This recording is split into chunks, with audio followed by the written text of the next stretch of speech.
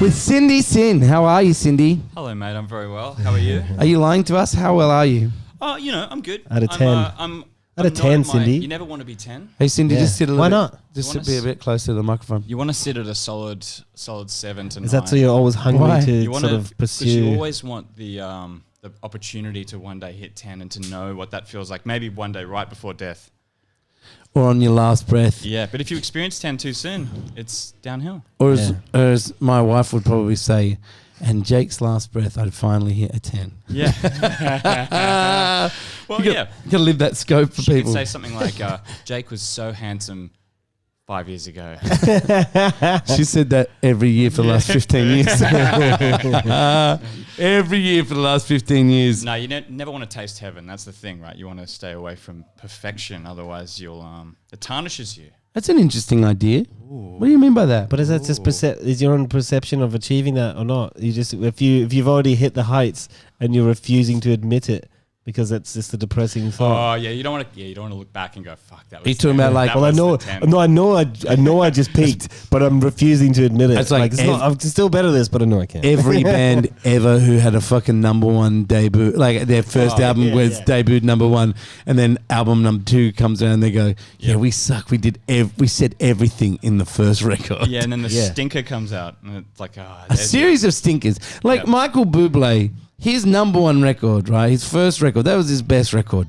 And let's be honest, that guy's released nothing but stinkers ever since. And we could argue that the first one any with of his records. You a Michael Buble fan? Why No, are I'm you not. talking about But him? It does, you why know am I what? talking about him? You owe me Because I'm 50 saying bucks. even He is. what I'm saying, what I'm saying is even when you produce a stinker, Are you but it's the Buble69 best- on Instagram? It's the greatest stinker that he will ever produce. Like, or it's the least stinky of all of the shit that he'll fucking ever Are do. you talking about Michael Buble fucking Christmas albums and shit? Isn't that what he does?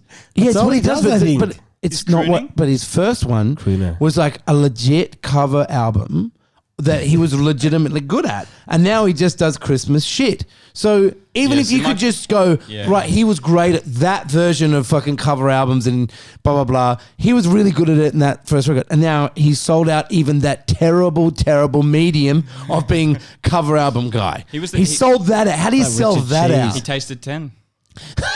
Yeah. You know? He's tasted tasted the fucking. 10. He's tasted heaven. and He's that's- living in Malibu now, just living a solid 8. Yeah. Sometimes when you're 10, that'll pay for the rest of your life. yeah, yeah. Right? You know? It doesn't have to be like He's hitting a solid 8 by Billy Ray banging Cyrus. solid 10s. slow and They sensual. remind him how over punching he is. I feel like I don't know. Do we have to? I feel like there's a nice gonna be one level of those ones. No, a level of transparency. Just that we obviously are very old friends with Sindy Sinn. We've known him for years. AKA Sindy Sign. Sindy Sign. Cindy did all of the original artwork for Mary's. Turned up drinking beers and eating double fucking cheeseburgers, and when we were first open, Day one. and then and I think we'll always have a real and then just bullied his way into getting a mural on the wall. and we'll always be a part of Mary's, and and I think when like the Melbourne thing, like we'd love to do more like other like it's a nice thing. It's think people get busy and shit happens and whatever, but it's like we fucking love you and love what you did for Mary's at the start, and it's something we'd like to sort of re-explore and sort of do nice things with Sindy. We should maybe talk about that whole period. Yeah. Oh, I mean, I love you guys too, and we had a good thing right at the start. Like I felt like we were on the same amount of punk rock level of like you're opening a thing and you wanted to be rough as fuck. You wanted, I think the am I right that the branding word we used was prison? Everything had to More prison. More prison. Add a shank. It's just Add a more shank. prison. More shank, more wank. Like the kind of More shank, less wank. Like we've got a bit of history, and when you guys were kind of We've got more than a little bit of history. You're in the absolute fucking DNA of what Mary's is, and I think that Mary's had we've grown apart in the sense that you're not a part of the daily aesthetic of the Mary's branding, but you're still what you do in your space and what we do in our space are still so tightly aligned. And the fact that you were so important through that period for us and us for you, and other brands as well, it's no surprise, that we came out of the same postcode, the same time frame, and the same sort of aesthetic at the same, in the same moment. But interestingly to me is how our stories tracked. We'd been working for other successful restaurant brands and kind of going, and they were cool restaurant brands. They restaurants, the Bodega, Porteño, mad shout outs to those guys. And then we wanted to do something very different.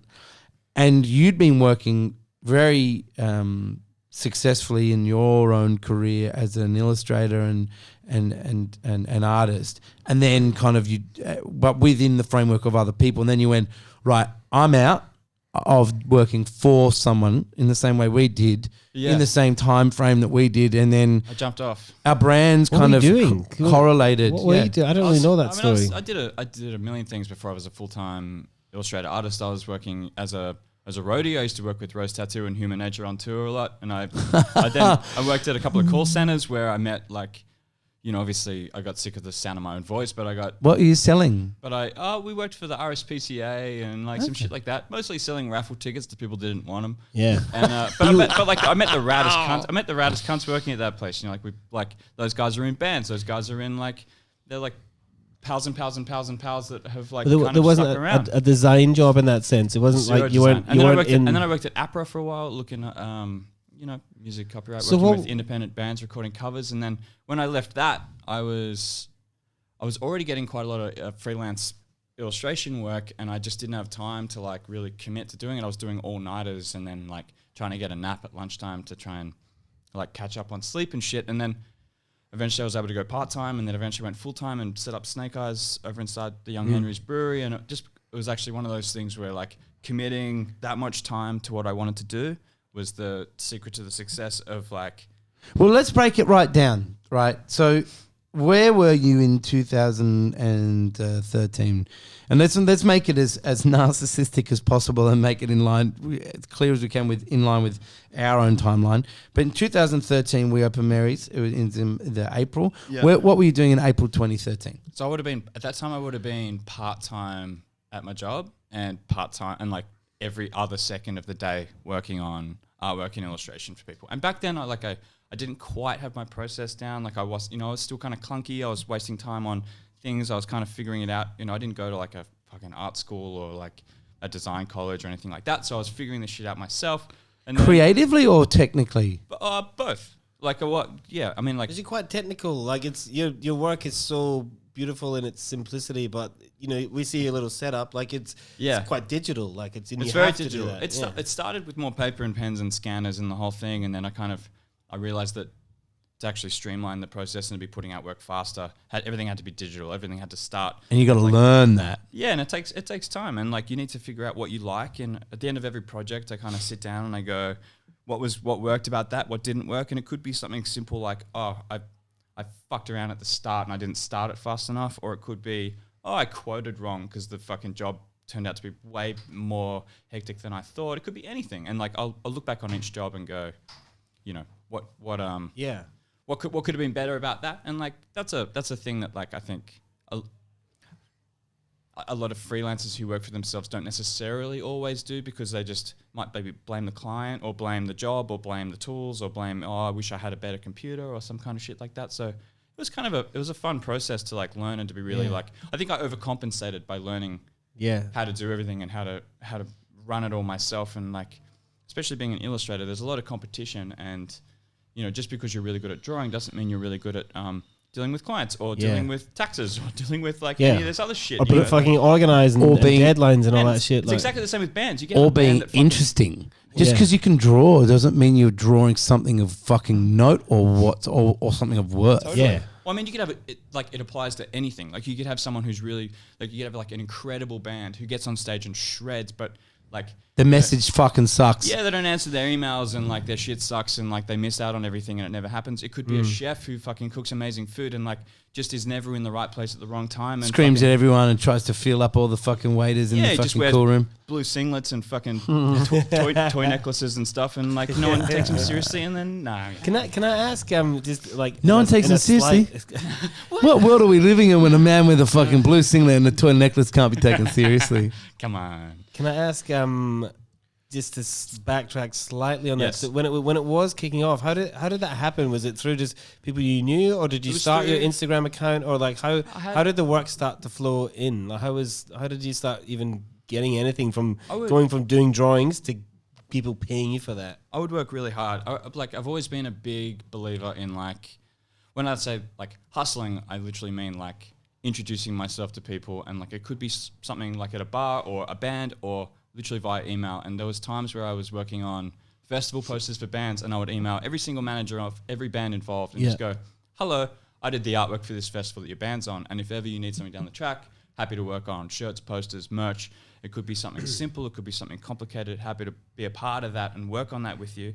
And you know what, quite often the response was like, because that was an email like that I legitimately wrote to them, it wasn't, you know, spam or a mailing list or a blast or some shit. It was actually like, hey, I like your band and I would like to do something for them at some stage. And the response I usually got was, thanks for reaching out, not right now, maybe down the track. And then like literally like a year later, a lot of those bands came back being like, actually, yeah, we're doing an album, we're doing a shirt. And like the trick of turning saying to a band, you don't need a tour poster, what you need is a tour poster and a shirt and a single cover and build this campaign around it. Let's not do like a little disposable piece of artwork that goes on the wall of a pub and then never. What a waste of money, and also just a waste of fucking time, of anyone's time. Like the designer doing that when they, I know what time you invest into every artwork that you do, and when that idea and that concept gets tied to a tour poster as opposed to an entire.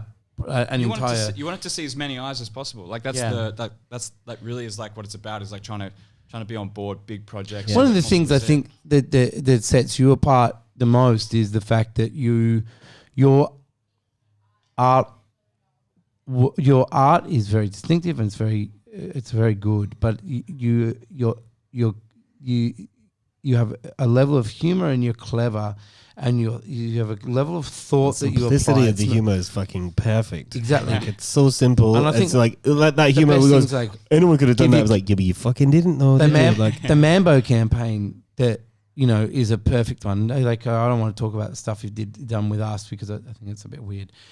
Specifically to point out how great you are, but the Mambo campaign of the kids line of give your kids crabs for Christmas.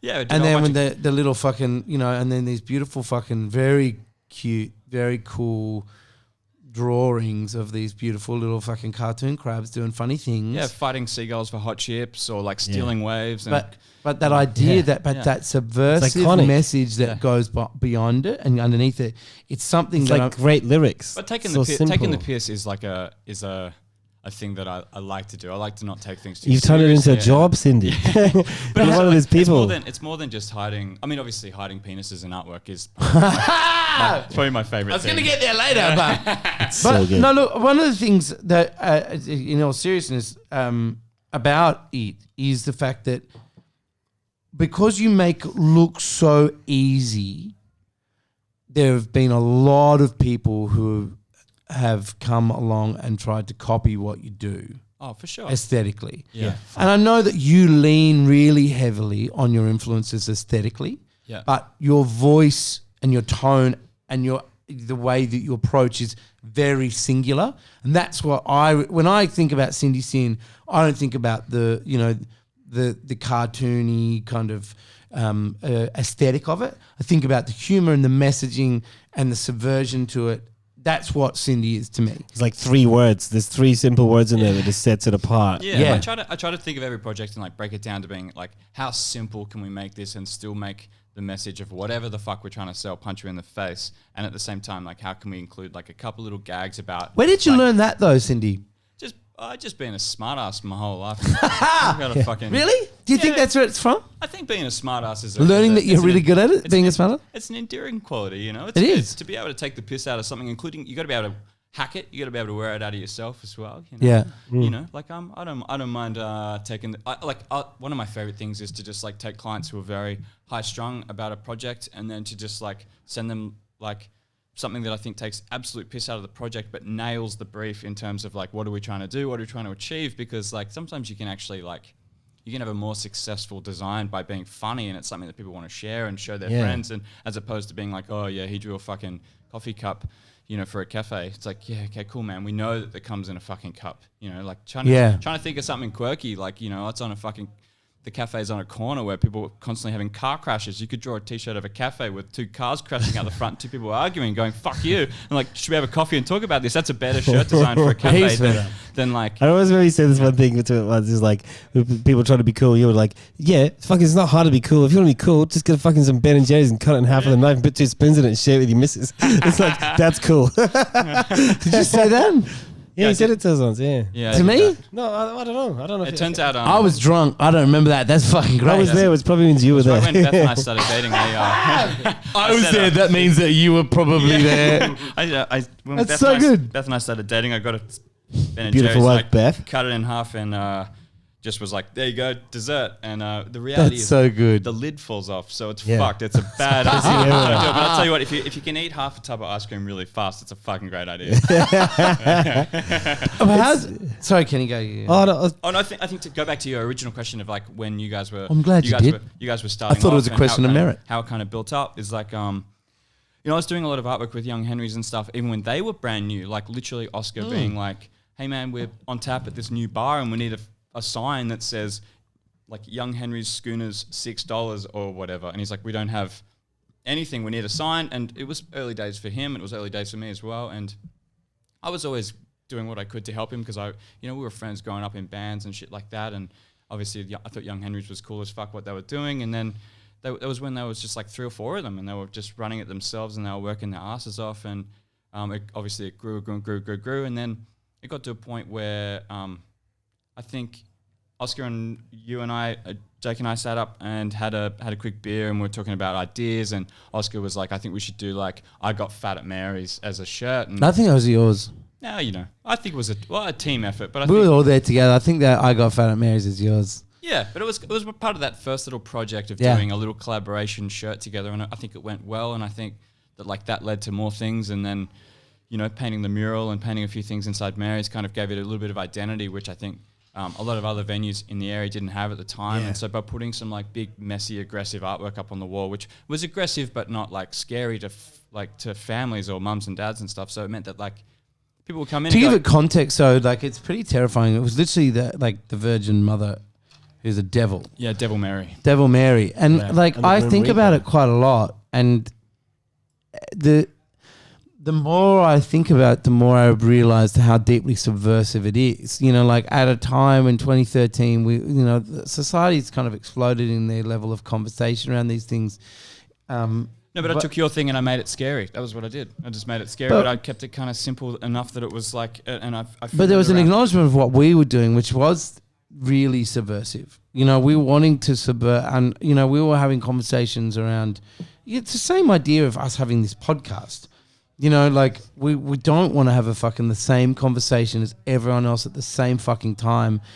And whilst we were the cool fucking burger joint that served for craft beer in Newtown, the reality was we were always thinking of something a little bit deeper, in the sense that we didn't want people to come in. Like the music was so aggressively loud, the lights were, you know, obscenely Aggressively low. dark.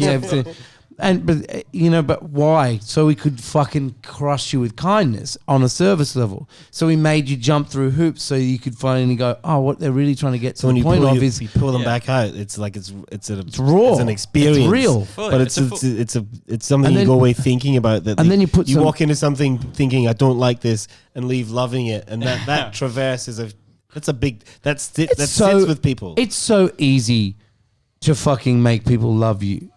It's very difficult to fucking sell them something that's worthwhile in any way, unless because worthwhile is difficult to try to convey the importance of community and engagement and individual engagement is a very difficult thing unless you push people to a fucking point of uncomfortability. Unless they get uncomfortable, unless they feel that discomfort by walking into the venue and, you know, it's loud, it's dark, I don't know where I am, what is this, but I got told I need to come because the fucking food's so good. That our commitment to it was the fucking level of preparing, like everything we put into the food. And then once you got past the fucking shore break, you know, of like the assault on the senses, which nowadays is pretty commonplace. Like it's Mary's Newtown doesn't stand out as like a place of, you know, still louder than most, it's still darker than most, but there's a lot of places that have come in. It's now like it's expected. Yeah. It's come, yeah. you know, but when it first started, there was like it was hard. It was edgy and rough and like you never fucking knew what was going to happen, and you probably knew you were going to be there till 5 o'clock in the morning, and it was going to be like rough and raw. And I think like there was a lot of people that came to there being like, fuck yeah, this, you know, they wanted to show their friends this is the place to be, and the bartender would tell them to fuck off but give them a shot at the same time, and there was a bunch of shit. That was me. Fuck off with a smile. Yeah, I remember he was real ugly. Yeah, fuck off right now. Some cook promising to spit in your burger. And never quite. There was definitely like a bunch of copycat stuff that happened after it, and I don't think the attitude was quite right. I think they can't get the fucking attitude right, Sindy, because this is and you'll this is our all the life. time. You can put some cool shit on the walls, and you can do so you can do like burgers and fucking flog whiskey, but like it's not necessarily the same thing if you're not doing like. I think people are able to fucking detect bullshit, and so like if you can. Do you think they are? I think the right people can detect bullshit.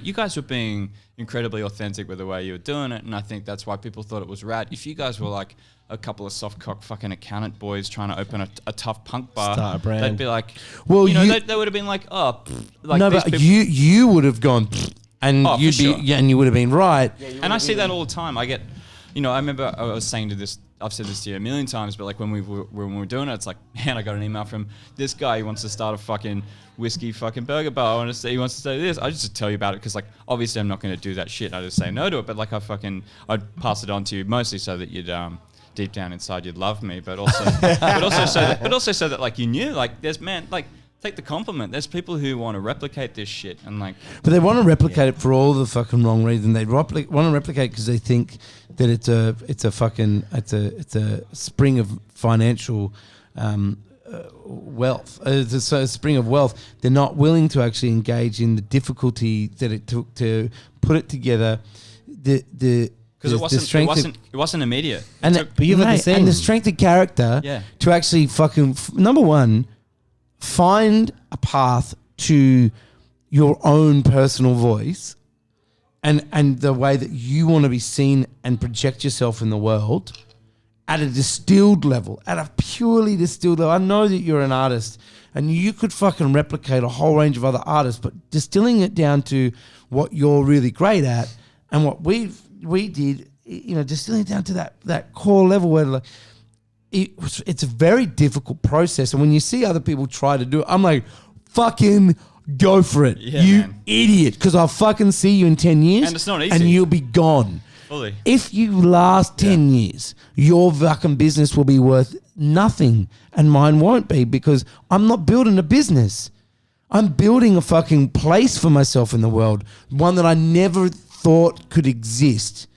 I never thought that I could have a place where I could actually just be me and it not just be accepted but be celebrated. But and I find other people. I think Cindy's experienced the same thing. I know. It's like this. There's multiple times in multiple states where I look at things and go, "Fuck, it looks like Sindy," and I'll look at it like a simplistic. Like I think someone like one of your telltale signs, like your very bold lines around anything. Like it's, you can look at things and see little things like it's not Sindy, obviously, but it's.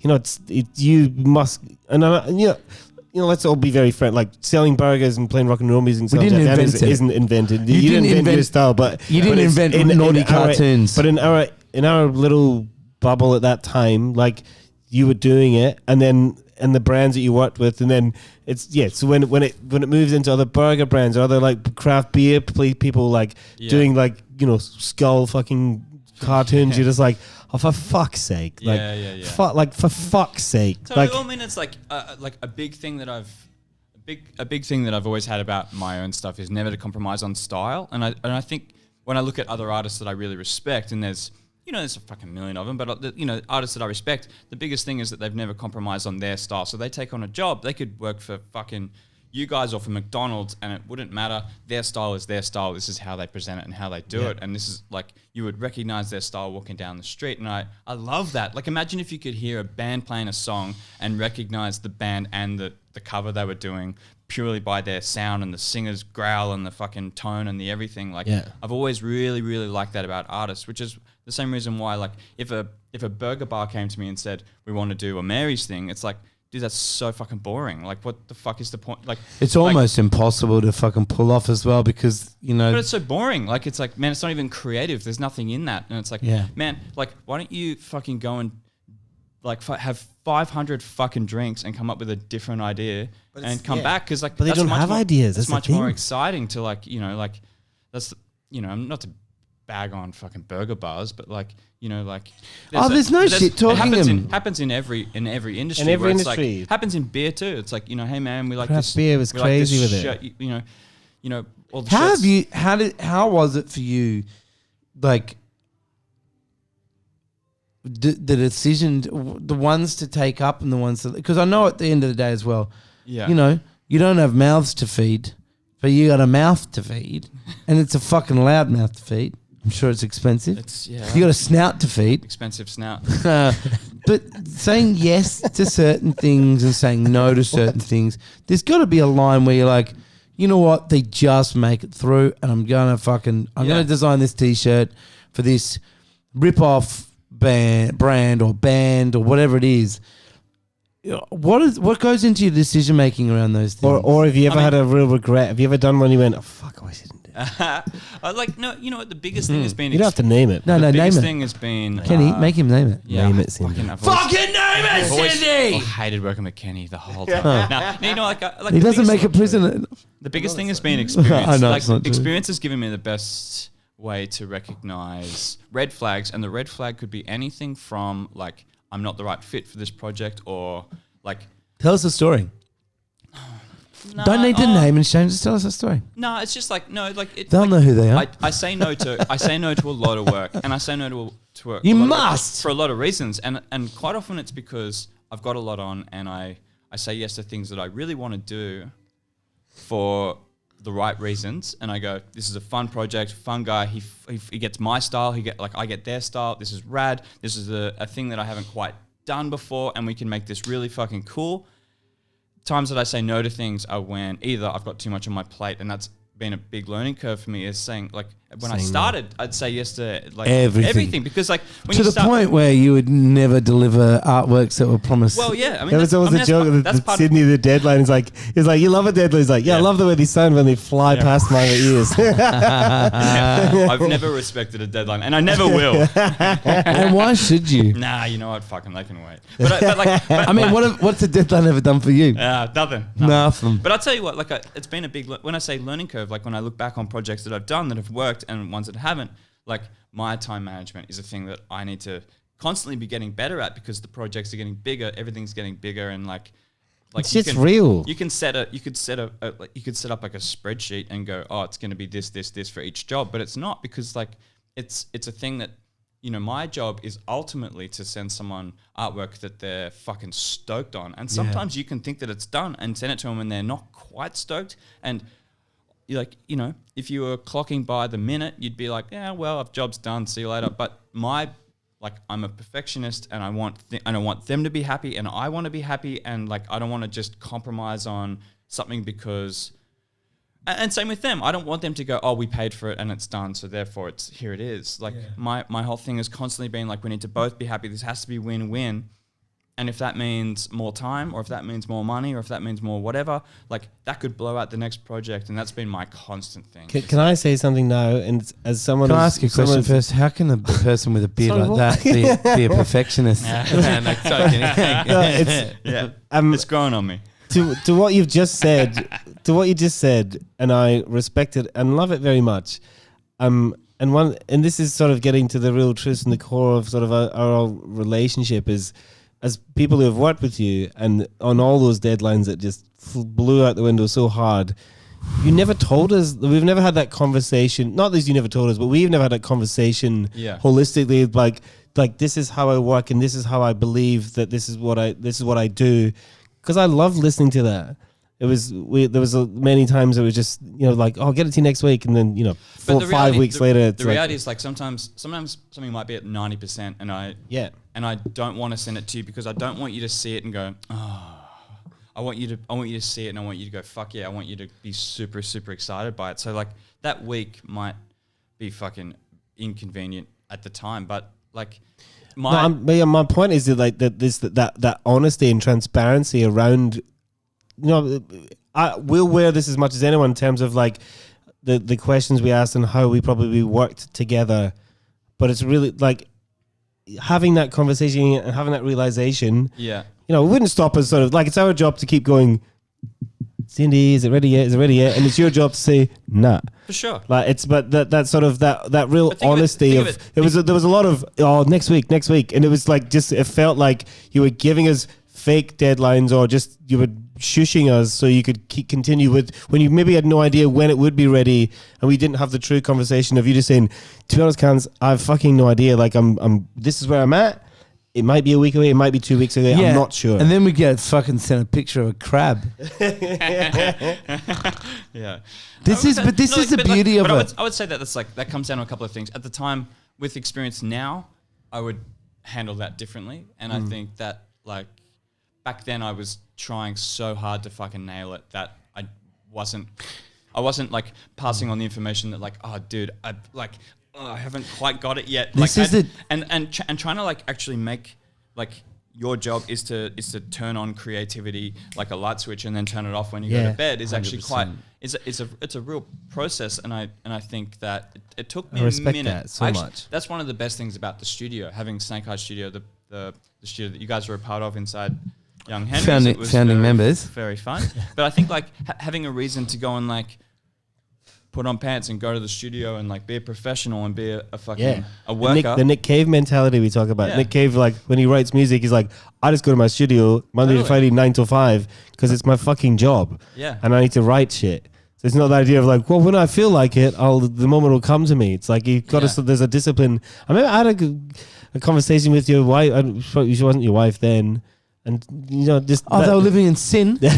Yeah, but that idea of Kenny, I'm out. Because I'm not interested in this. We love Sindy so much, and obviously Beth loves Sindy so much, and just that idea of like in slightly different ways. But the conversation of like how difficult it could be to it'd be a different world now. Again, I think we've all learned so much, but how difficult it could be to work with you, and because because dude, what the fuck? Oh no, sorry. Like, let me be very open. Like, it's weird. Let me finish this. How we were terrible at giving ourselves our own plans and timelines. We're the worst at it. Yeah, we're the worst at it, and like we try and become better plans all the time. Let me ask you a question, because I think I want to ask both of you a question. What are the reasons that we don't deliver on a project? Yeah, it's like, for me, my answer is because it's not fucking ready, and I'm also a last minute guy. I never get. And I had a conversation with someone recently about that. Like, the smartest people are like.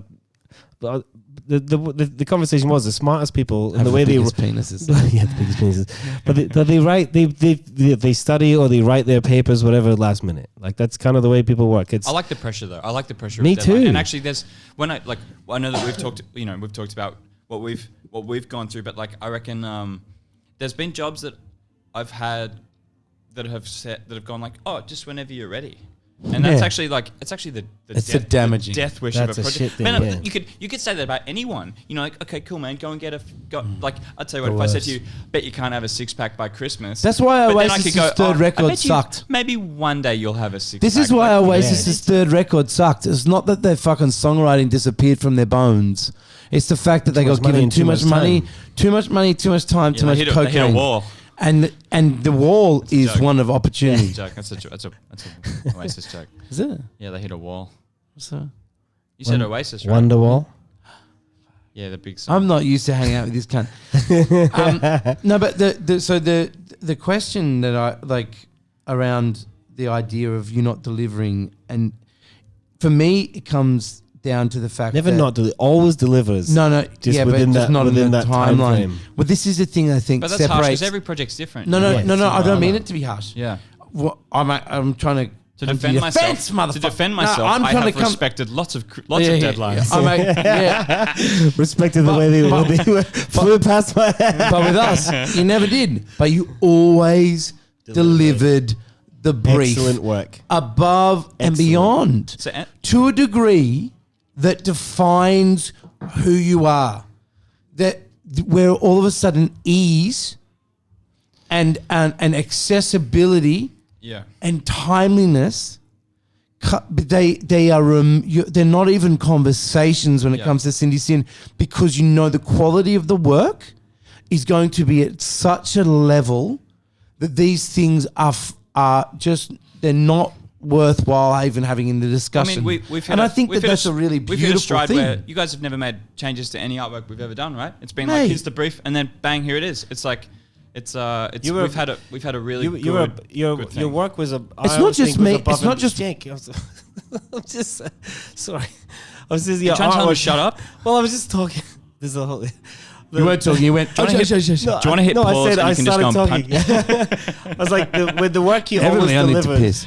The work you always delivered was above and beyond, because you'd come back with not just like a great illustration, but a real thought behind. This is what I think your customers would enjoy, and this is why I've done it for this reason, and this is the sort of growth of why this exists. And it was not, you're reaching not out just further. not just for our venue was what I was going to add to Yeah. that kind of thing, to that conversation. It's not just about what you've done for us. We've been big fans from the outside and seen what you've delivered. Like, I'll be frank, very fucking average brands and concepts and ideas that you've represented visually, and you've given them an aesthetic that they don't fucking deserve. To be fair, like, and I like not naming names at all, because it's not good. But I think no. But the reality is, and it's meant to have a conversation around your process and something that I think is why you are so sought out and why you're so copied is, like, we've all acknowledged the fact that, you know, we didn't invent burgers, and yet people want to be rip-off Mary's. Because Mary's is a singular fucking burger joint in the world, to be fucking honest. It really is a singular experience. In the same way you didn't invent cartooning or fucking or advertising, and yet Sindy Sinn is something that is literally fucking ripped off now. And it's your tone of voice is the attempt to fucking nice one. Yeah.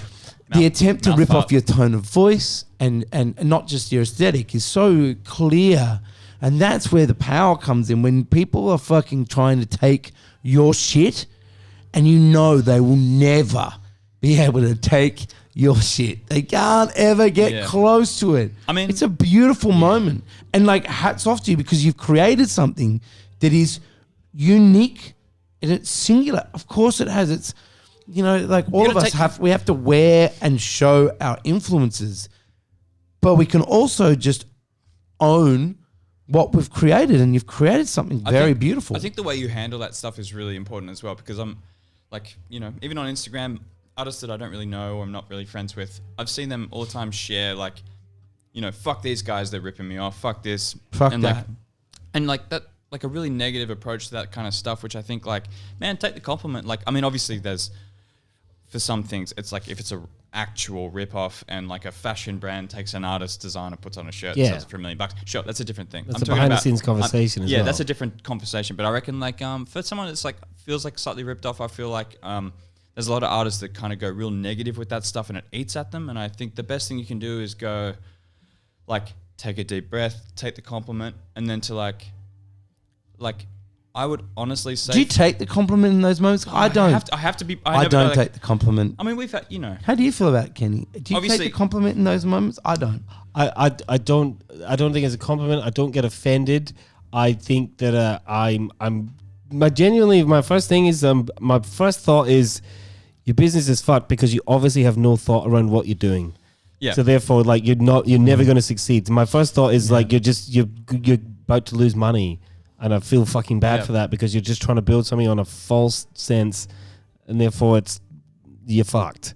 Like you're fucked. If you don't, Yeah. it's not. Nothing's. I always have that view of if it's not built on solid foundation, it will never be true. Totally. And you can build something up, and maybe it becomes broken one day, so you have to break it right back down to the start and start again. Like you can't sort of fly into the middle of something, and it's like it's like building a skyscraper and like jumping in on the 14th floor and be like, well, we'll just take it from here. Yeah, Like, yeah. You're never going to be successful. I think like the most when I think about, if I had to think about opening a bar, the most exciting part of it would be like giving it a cool name, fucking coming up with the whole thing, making it real original. dog Like, house? Would you call it Mary's or the doghouse? yeah. Smarries. The Sin City. Sindy's. I just call it Sindy's. Cindy's. Well, Cindy's a great name. Yeah. Can we tell? Why how'd you get? Can we just talk Well, he's very telling this, quickly? this is from your father, is it not? I've heard this story. Where'd you get the name Cindy? Because what's your real It's your name? dad, isn't it? Deep down? Not a lot of people know that. So if you can just beep that in the Deep down, he's a beep. but I think Yeah, deep down is a real fucking. deep down I'm a boop, and we That's the third time that joke Was your got father, told. was it not? it gets funnier every time. And when I was growing up, my my dad just was like, oh, if you're gonna grow your hair long and become a bit of a fairy, we would have called you Sindy. And my friends at the time thought that was very funny. Well, I think it's funny now. It's terrible use of words, but it's very funny now. At the time, it wasn't a big deal. And then my friends thought that was funny, and they introduced me to girls as Sindy, and then Sindy kind of stuck as a nickname. And then when I left high school, I got a job working with Rose Tattoo, and the guy was like, yep, I was recommended by someone else because I was working, sort of doing a lot of sound stuff and roadie stuff for a couple of other bands and stuff, and they knew me as Sindy. And when I finished high school, I was like, that's the chance for this this stupid nickname to fucking fall off. And then the guy that I met, this wonderful, lovely man, Clint Braddock, who's a great roadie out in Australia somewhere, and he was like, are you Sindy? Like, yeah, let's go. And then it just that was like it sounded at the time, not a big moment, but that was Huge. That was the moment. That was That's the a moment of coming up. huge moment. Yeah, and so I love the fact you can isolate it to that point, man, because that's there. Yeah. I mean, there's 2 points. Number one, your dad being a fucking legend and just hazing his son, which I fucking love. And it's time. It may not be appropriate now, but it's time appropriate for then. Totally. And very fucking my funny. whole family is based around taking the piss out of each other, which is one of the main reasons why, like, both myself and my sister are like, we'll hang out and we'll spend the whole time taking the piss out of each other. That's so great. Piss out of it. Our family just spends the whole time just pissing each other off, and then like ultimately, mum will get upset and go like, "Oh, that's enough," and she'll go home or something like that. But like, and everyone spends the rest of the night teasing your mum when she's not there. But, Where's mum? But you Little bitch. You go up in a thing like that where it's funny. It's not meant to be mean. It's endearing, and you pick on people. Like I pick on my best friends harder than I pick on anyone that I fucking know. Of course. And like, Sign of true friendship. yeah, like it's funny, and like you got to know the line. It is funny. There's a line. And you got There's to, a line. every now and again, you go past the line, and then you'll go. There's a line, but the line is where only if you're angry about it. When you hurt someone, and when it's an unfair fucking slandering or. But it generally comes from a place of anger and not just like, it's true. I overstepped the mark in humor. It's generally if you're angry, you overstep the mark and you go, Immediately. "Fuck, I shouldn't have done that." I mean, brutal humor is super funny, and then you get to a point. Everyone has a point, and then you piss them off, and then what you have to do is just say 3 nice things. Jake, I like your red checkered blouse. That's nice. Kenny, you're looking nice in this soft shade of skin. Yes. You guys are looking Delightful. lovely. Just buttering you up. Jake, whatever, I'm just thankful. Whatever brush Hey, you've Cindy. bought, it's not working. Cindy. Kenny, whatever brush you've I'm bought looking at your is hair working. thinking Hey that you dye Cindy, your I'm hair. just so grateful you haven't raped anyone yet. There's a line. Now you got to say 3 nice things. I don't fucking have to say 3 anythings. Your nipples are looking decidedly healthy behind that t-shirt. Yeah. Your tits aren't as big. Have you been working out? Your tits aren't as big as they were on Instagram. That's what you were going to say. right? But the idea of But I mean, I think that's part of everything. That's part of like you guys with your venues and your brand and part of my. At what point does it become a brand though? Because like Sindy Sinn is your I'm gonna brand piss. now as well. Well, brands Like, are- at what brands point? But it at some point it sprouted without you really realizing it. And some point you sort of look back and go, "Okay, this is what I have to work with now." At one point, You don't set out to sort of achieve it. You start it and you spend the whole time like grinding, and you realize at one Yeah. point you go, We "Oh wanna- shit, this is my brand, you know. Well, you want to create relationships, and you want to, like, for us, it was like, local customers and loyalty customers and all these things, and relationships with the community and the staff and the people and business, and supporting small businesses around us. And then, and you're the same. Even from that moment that you just spoke of, it, like that, when that person called you Sindy, and you realize that it traversed a high school thing to be like, this is kind of how people are talking about me. It's like, it's your brand now. Like, that Sindy Sinn is such a beautiful. And I remember, and it didn't even cross my fucking mind to think, oh, that's a weird name for a dude. Like when I met Sindy, it was just like, oh, Sindy Sinn, yes, great. And that's who you are, and even like that all the S's and your style look great on your signing of everything. Like, it's, and so we discovered that and sort of deal with that, and it's probably fairly recently, even though we're almost 8 years in. But at what point did you realize that you had a brand, and that's what you were representing, and that's how people sort of perceived you? It took a moment. I actually reckon, like, nothing in, like, I would talk about freelance illustration only in terms of my experience with it, but like, freelance illustration is one of those things that you can't, like, it could take something like evolving your style, your artwork style. You can't look at one thing and then the next thing and then see that evolution. You have to look at something you drew in January and then the next January, and you compare them, and you can see the evolution in that. Yes. And like, the evolution is so slight that when you're in that world every single day, you don't necessarily notice it. But over time, you look at it and you go, like, when I look at something I drew 2 years, 3 years, 5 years, 10 years ago, like, I could tell you how, like, you know, when that was from, and I can kind of pinpoint that. But like, I think, like, that's interesting. It's interesting to, like, it's from that point of, like, you could look. Yeah, just help yourself to the ice, Jake. That's all good. You could look at a Sindy Sinn illustration and know that Sindy Sinn. But if there's the nuance in you can see the sort of timeline within that. It's like, I know, with bands who are like, oh, it's a real different record. It's a real removal from a previous sound. And you're like, it sounds like they're the same band where you just like wrote some new songs. This is the whole reason I started asking for Sindy for more prison. Is because I didn't want to give up on the relationship with Sindy creatively, but I knew that Sindy's style was starting to get co-opted by other brands, and you know what? Fucking full credit to you. Yes, exactly. Like, not a moment from me has ever been like, I just think that you're a hero. I think what you've created and what you've achieved is nothing short of actual heroicism. Well, I mean, it's heroic. I'm not a firefighter or like doing no, any but can't like no. Like, but what you've actually done is we're not talking about that. We're talking about the fact that what you've done is you've created art that's impacting people on a daily fucking level, and you've done it over several through the medium of advertising and marketing, which is very difficult to do. Fully. You know, like when you think about you ask Vegemite to go fucking redesign the Vegemite label.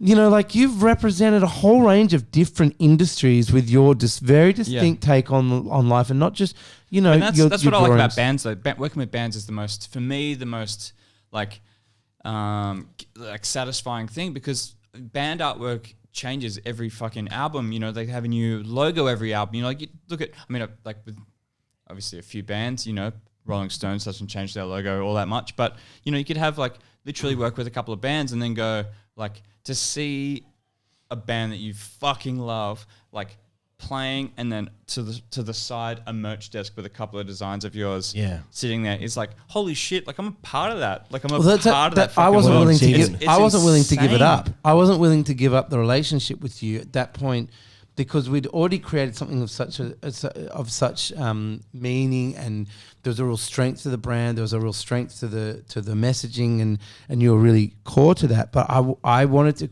progress it whilst not. I didn't want our relationship to stagnate, and so it went from, Sindy doing things for us in the sense with, this is what we're trying to achieve with the branding, and that the exploded burger kind of thing that we did together was so fucking cool. Yeah, but then it's been ripped off 1,000 times. 1,000 times since. It's fucking but then the next step was to kind of go, well, I wasn't happy with just rehashing the same old Mary's conversation. It's ultimately the reason why you're not our core creative person we go to. It's because we wanted to continue. You need to evolve as well. And it's not about evolving or moving past. It's about exposing ourselves to different and new ideas. Totally. But the reason why that whole prison thing that was it's become a joke between the three of us, but it was because I was like, I want you to be involved because I don't want your artwork. I want your brain. I want you as a creative to engage. I don't want your fucking art. Your drawings, which you're so beautifully known for and appropriately known for. Your amazing cartoons, not cartoons, art. In that form, I was like wanting to move past that element of you, but still wanting to maintain a connection tap into with a specific your part brain. of a thing. Because I reckon there's a whole thing of and I deal with this all the time, and this to remove it from being about Mary's, but clients who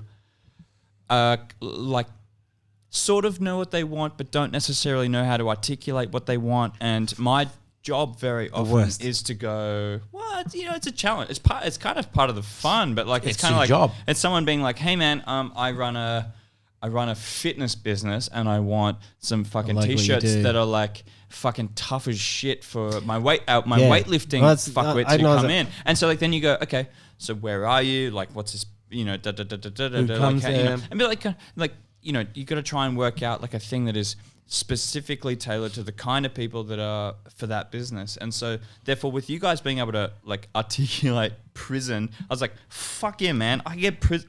You could make prison with your fucking keychain on the fucking table and get a good photo of that, and that's the logo. It has to be something that you could scratch into the wall while you're being fucking I think that's taught a lesson in see what I did there? In showering. When you said that, and I was like the worst, it was I think what I meant was it was the reverse of that. When we've engaged with creative or graphic designers and shit in the past, and you go, oh, what do you want? And we kind of go that's what you're here for, cunt. It's if we knew what we wanted, we'd have it. We're not you. And that was a beautiful thing with you, because we know your work and we go to you, and then there's a rapport there. And it's we need these signs and symbols for these occasions. Yeah. And now you come up with it. I remember, and then and that's what you deliver. I remember the conversation that I had with Sindy. It was in the toilet, the disabled toilet. What was happening there? Can we just clarify what was happening there? Yeah, we did heaps of drugs. Is that when I showed you how to give me a blowjob? Yeah, properly. Different. It might have been a different day. You showed me how to give you a perfect blowjob. It was great. Only in drawings. I remember it. I explained it. Kenny broke it down real well afterwards. He's like, "This is why it was different." But I remember this conversation, and I was just we were talking. I brought the artist Ralph Steadman into the conversation, and you weren't really familiar, but I felt that so strange that you didn't know who Ralph Steadman was. Other than Fear and Loathing, his artwork, his work, and the way he kind of viewed and the way he approached his work, and there's a similarity in everything that he did, and yet everyone he worked with, he managed to he created his own kind of essence and his own kind of style through, and yet always just managed to make it perfectly land for each person. And I was really taken with his style at that time, and the rough and readiness and the aggressive nature that he was able to unearth, and the aggressive underside. His style, number which one, I loved. He goes back to that original thing of never compromising on style. He has that style that is so fucking built in. And when you see stuff that he's done, you're some of it's shit, and some of it when he works with someone great is fucking It's fucking amazing. transcendent. And when you look at his stuff, you go like, oh, I could probably do that with like a fucking toothbrush on a prison floor. But it's a very hard style to replicate. And the only way to do it, which I think is how we did it, was to go like, fuck what he's done. Yeah, of course. It wasn't about replicating Ralph You can't have that shit on the screens when you're trying to do it. You need to go, I'm going to have a really fucking bleeding brush and I'm going to scratch the word Mary's into the fucking table with it. And I'm going to get a photo of that. And it has to be about the energy. It can't be about... And that was Mary's... It can't be about trying to copy like a texture or a fucking a thing. It has to be about... Okay, his style is quick and it's fucking dripping and every single mistake is included in there. It's like a demo by a band. It's like the fucking like it's like rough perfect as demo. Fuck, you know, and in such a way that people get. But that was like, Mary's 2.0 for me. Like Mary's 1.0 branding wise. 2.0 is the was the stuff CBD? We did two. Oh, right. Like Mary's 1.0 was the stuff that we did together right when we opened, and Mary's CBD, we did the explosion stuff, and you know, but it was still very Sindy, Sinn, you know, and you were just really exploding. And remember when I showed you the dick and the chips? Yes. Do you guys remember that? Mate, You didn't know where the dick was, and you guys were looking at all. That's what I'm talking about. Mary's 2.0, when we were pushing on the prison vibe, and all of a sudden the colors changed, and it went from black and white to having red and yellow, and black and white, and there was just this. That's what I really wanted to touch, because, like we said at the start of the podcast, the most striking thing of me about your work is its application of critical thinking and humor to something that and really deep thinking and exposing what's really underlining what's relationships happening. with us as business owners and relationships with the customers.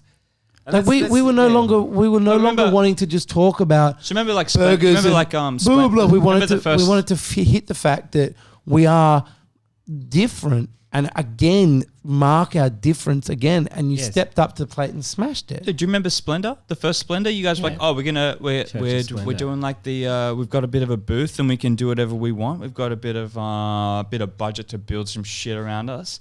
And I was like, we're gonna do the fucking Burning Church of Splendor. We just built this. We use it every year still. Big Every ass year we use that. fucking. But yeah, exactly. And on the side, and you know, on the side, how there's a fucking skeleton with his dick in his hand, and it's like, man, I get tagged in photos all the time. Obviously not now. There's festivals are fucked, but like back when there was festivals, like there'd be fucking 50 people at Splendor taking photos of them in front of the fucking wanking dick skeleton, just being like, fuck yeah, man, I'm at Splendor having Mary's and Sindy Sinn and this whole fucking thing. 100%. And like, you know what? I'd be at home and I'd go, that is the fucking coolest shit ever. I'm so glad the like attention to detail went into like making every 3D experience of this stupid thing. And that's what and you're very good at. You're very good at that. Like you're very. There's one thing I always think. Well, we were both off social media for a good 2-3 years.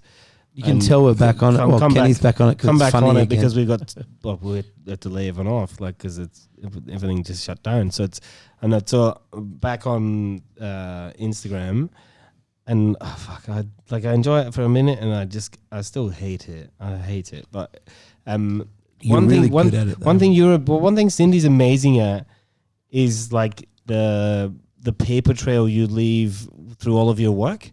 I don't know how if you spend time, like if it's everything you're tagged in, whether it's just a like or a cheeky little comment or something, like you leave a paper trail of it. Like so we love old Mary's work, or like it can be a picture of one of the old bags that you created, and like I'll look at it and be like, Cindy Sinn like this. Yeah, it's like you leave a beautiful little paper, like it's a Hansel and Gretel, like just paper trail through everything that you've done, so that there's a connection and people that know that you're a real fucking living person, and you're viewing this and caring about this. Yeah, and I'm sure that probably brings you work. It's a big thing about actually like giving a huge shit about the amount of work that you do, and actually going like, you know, you could treat it two ways. You could go like, here's your invoice, like see you later, or you could go, man, I want to see this all the way through, or you could go. So you obviously spend time tracing the brands that you've worked with, the businesses you've worked for. I want to see how it like got brought to life, and I want to see how it came about. Who are your influences to bring you to this point?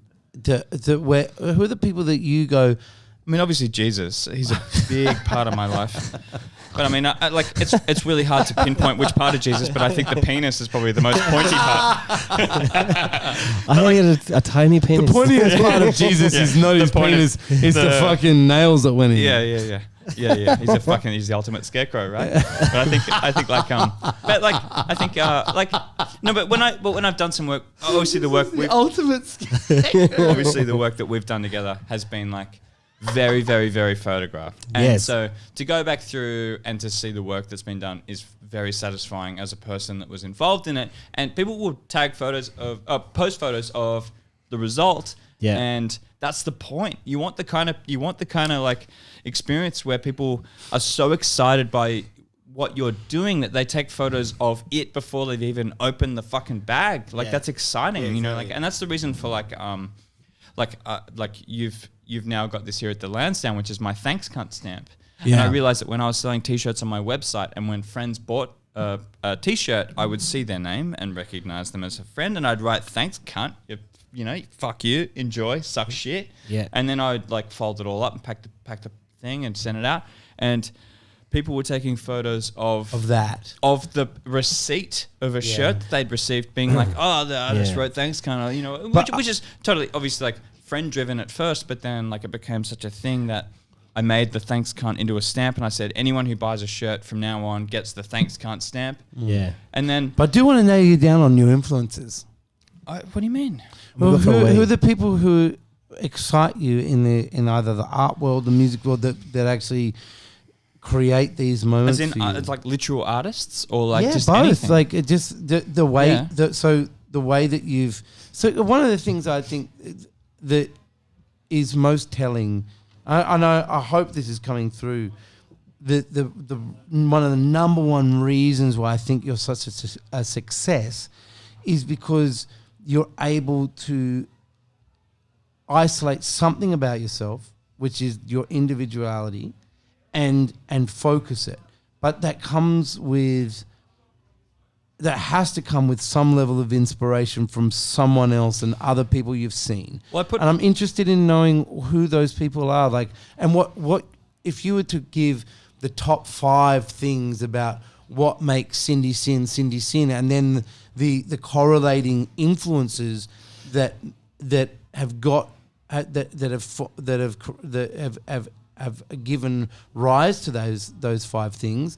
Who would they be? What are they? There's a couple of obviously there's a couple of artists that I follow that I think are just fucking incredible, that I look at their shit and I go, like, there's a guy in the States named Denton Watts. He does like lino cuts, like wood cut printing and stuff, and I look at his shit and I go, man, it is fucking unreal. He gets this like gritty, natural, fucking gross texture from hand printing all of his designs onto like, you know, a bit of canvas or a bit of like literally like a bit of rag or something like that, and he prints it and he puts it up on Instagram, and I've never met him, and I look at his shit and I go, fucking hell, man, like I wish I knew how to do that. He makes me go, like, on the one hand, like, fuck yeah, that's fucking, you nailed it, and on the other hand it makes me go like, I need to go and learn how to do that, out of like a not even out of a competitive spirit, but out of like you know, how do inspired. Well, no, like, yeah, like a lot. I'm not saying inspired in the sense that you've taken their work. I'm saying inspired. I never would. I would just look at the process, and I actually reckon there's a lot of artists. That's what I'm trying to get to. There's a lot of artists. Who do you inspire process-wise? There's a lot of artists that I look at and I go, there's like one thing that I take from it. And yes. Like, for example, there's one called Lincoln Design Co. And if like, I'll send you a link to some of this shit if you want. But Lincoln Design Co. is this massive fucking design, I guess they're like an agency or whatever. And they're just putting out work which looks fucking amazing. And the way they present it is what inspires me. And I go, you know what? Like, I would love to be the kind of guy that goes, hey, you know what? Did some branding for Mary's, and here are 50 of the fucking here are 50 of the sketches that went into the process, and here's us dumbing it down and breaking it into what it was. And like, I don't do that work because I ultimately will come up with like 20 ideas on my own, and then like dumb it down and then send it to you guys as a sketch, and then here's the final result. and like when I look at people on Instagram, I get motivated by like one thing, not usually everything. I will look at that's someone. normal. That's what I'm trying to drive at. I'm not. Yeah, imagine if you looked at someone. I know you're so singular. There's no possible way that you have a person that you are trying to replicate. I understand that. I know that. I said this to you when we started doing marriage stuff. I was like, I'm anti-reference. I don't look at reference material. This I don't. is why we I might look Instagram for a while. I might look at a whole bunch of shit and then go like, what kind of fits them? You know, maybe like it could be anything from like, you know, like something stupid like Pinterest or fucking like anything to like try and find some reference. But like if you're looking at burger branding and you go through like that, you're gonna find yourself like subconsciously copying something. For I'm sure. very anti-reference. So I take everything in. And then I would literally like turn it all off and not fucking look at it. Take 2 days, think about it, absorb it, let it mangle like a bad fucking that's a huge smoothie. talent. Let me rephrase it a little bit. So one of my major influences in life is it's Camus, Albert Camus' book, short story, or his kind of take on the myth of Sisyphus. And the myth of Sisyphus, he breaks down, and Sisyphus was, I think it's Greek. Syphilis is very hard to get rid of. Very difficult. Yeah, may I? But Sisyphus was a Greek, I think it's Greek character who basically got he got cursed to constantly roll a rock to the top of a hill, and then it would roll down, and for the rest of eternity, I don't know the backstory about why he had to do this, but he had to roll it to the top of a hill, and then it would roll down. And Camus said that the beauty is he's like, this is life. It's pushing a rock to the top of the hill and then watching it fall apart and like never having any resolution. It falls down, but the beauty is found in the walk from the top of the hill after achieving that down, walking down the hill, that brief moment of sojourn, that sojourn from the fucking pain, and getting to the bottom of the hill, looking at the rock and kind of going, right, well, I've just got to fucking put my cheek against it and push it up there to achieve any level of purity and distance from the pain of reality. I've got to actually engage in the pain of reality. And so, like it or not, this is a guiding. Are you pushing the rock or the rock? Which one are you? No, I'm the hill. I'm pushing the rock. But this is a guiding thing for what Mary's is to me, and that's what I'm asking about when I'm talking about who inspires you. I'm not talking about people who you've taken a fucking leaf out of their book like aesthetically. Sure. I'm asking like who are the people who inspire you to get out of bed and go and do the work, no matter what the work actually looks like or ends up being. That's what I'm asking. There's there's definitely influence in terms of style and artwork and literal artwork and illustration and stuff. Sure, that aside, when I look at there's not a lot of life influences that I have, influences that I have, but like I have a hard work ethic. I don't. Where's that come from? Well, I guess because like I've never worked so hard as I have since working for myself. When I was working for other people, I felt a little bit not give a fuck. And working for myself, I feel like any moment, and this might be a thing that all freelancers have in any industry, but like, fuck, I don't know, maybe not. A big thing that I have is like any moment I'm not working, I feel guilty. Like a weekend is like a thing of luxury. To have a Saturday where I just get to take a full weekend off, and that's because of me. That's not because of timing or because I've promised something to someone on Sunday, Saturday or Sunday. It's because I've gone. If I'm sitting around and yet I feel like someone is waiting for something, or I should be working on this, or I could be bettering myself, or if I delivered this. Well, where does that come from? It's a work ethic, and it comes from being hungry. It comes from being like wanting to. Like, but you learned that from somewhere, Sindy. I want to know where you've learned it. Well, I don't know. I think it's because often it's quite natural. So I don't think it's natural at all. I disagree. But I also have the distraction thing, which is on a Friday, if I'm working on something and someone goes, "Do you want to go to the Cordy for a beer?" I'm like, "Yeah, let's go to the Cordy." No, so and Kenny, I didn't mean to shut that down so much. I do think it's natural, but I also think we take our cues. Like, so we have a natural inclination towards things, and we take our cues and our. I mean, if you're from working class background, then 100%, like, people just fucking worked, like, Jake and I are trying to be like good fathers and stuff now. And, it's my father when I was growing up was, he was out the house by 7:30, 8 o'clock every morning, not back home till 8 o'clock every day, and doing the odd bits and pieces on the weekend as well. Like, he must have been, didn't even think about it then, but probably doing like 60, 70 hours a week. I'm speaking to my mum about it now. My mum's like, just don't let work take over your life. But do you look at being a dad? Do you look at being a dad as going, I'm going to be exactly like my dad, or do you go, I can change this, or I can? I look at my dad as like he influences me in his, I don't know, like the respect that he showed everything that was around him. I think we're very different people. Even from a young age, I was when I was like 12 years old, I was like sitting in my kitchen in Scotland with my mum and dad being like, I don't think I'm going to live here forever. And they're like, why would you say that? I was like, I just don't think there's enough here. Like, I just being young and just being like, I think I want more than what Scotland can provide for me. Right. And I fucking love Scotland. I think every Scottish person in the world is naturally so patriotic. And Scotland is a massive part of who you are. Yeah, hugely. And it's and you never give up. It's not like you stop being Scottish. You become like a ambassador like worldwide to I always tell people this is how fucking good Scotland is. When people used to come to Edinburgh and and people I worked with from overseas, I would make it my mission for them to leave thinking that this is one of the greatest cities they've ever been to. Like, by just being so overwhelmingly hospitable.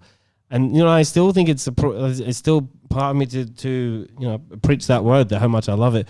But I don't know, but it was never enough. But my father was not a risk taker. Do you look at the past and go, I can change that, or do you go, I'm gonna become that? Like, do you look at like, for example, like my old man's a filmmaker. Yes. Old school filmmaker, freelancer guy. When I was growing up, my we'd have like bands come and stay and like work on music videos and shit. We had Screaming Jets or Frenzal Rhomb or whatever the fuck that Dad was working on, kind of cruising around the house. He was always working on surf. He was working on big surf videos for a guy named Tim Bonathan, who's Tim Bonathan. Yeah, I tell you what, he's a big wave surf photographer who's a big deal in when you see like a little tiny man. Yeah, on the fucking huge wave.